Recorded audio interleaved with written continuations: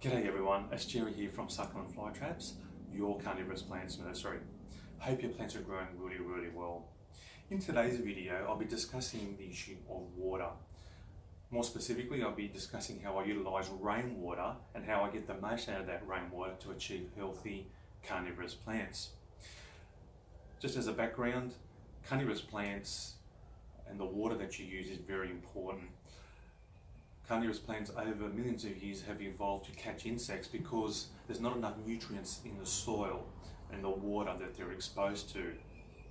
If you suddenly give water to those plants, which has got high minerals and salts, such as from a tap, then those minerals will burn the roots of your plants, resulting in deformed traps or even dead plants.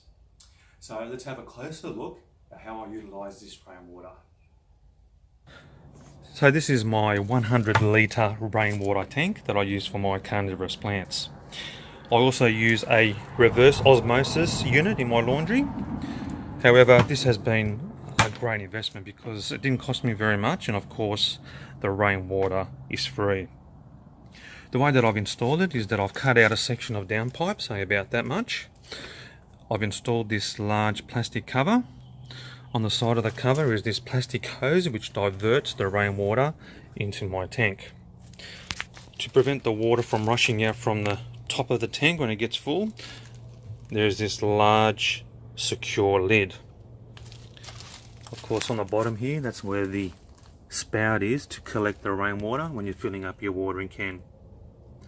I don't actually use this spout, that's why it's so low to the ground. Instead, I like to access my water from the top of the tank, and I'll tell you why now. So I'm just going to take off this lid. The great thing about these small water tanks is that they're accessible. You can go inside and clean it out if you want to. So I did mention now cleaning out your tank. Remember, your roof and tiles does get a lot of dust, and when it rains, that water collects that dust and the dust ends up in your water in your tank. Eventually the dust and debris does settle to the bottom of your tank. However, you do end up getting some dust on the sides of your tank.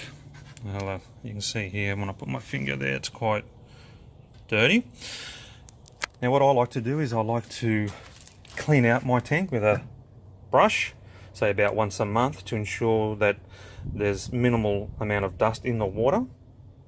That will end up better water quality for your plants. Now, as I said before, as I've cleaned this tank out, I've noticed there is more debris on the bottom, so that's why I know that the water quality on top is better.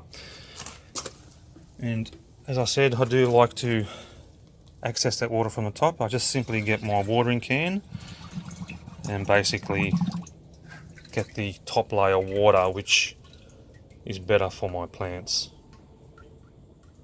If you do have a large built-in water tank and you can't actually go in there and clean it out, what you can do is get that water, put into a bucket, allow that water to settle, allow that dust and debris to settle down the bottom, and again access that top layer by putting a watering can from the top and then watering your plants. What you can also do to collect rainwater is basically having containers outside whenever it does rain. You can use buckets, or what I like to use is these polystyrene boxes. Generally speaking, water that comes straight out of the sky is going to be better quality than in a tank. The reason being is because the water is not in contact with any surfaces which have any debris on them. The good thing about these polystyrene boxes is that they've got a large surface area which helps to collect more rainwater. The foam also keeps that water nice and cool during those warmer days.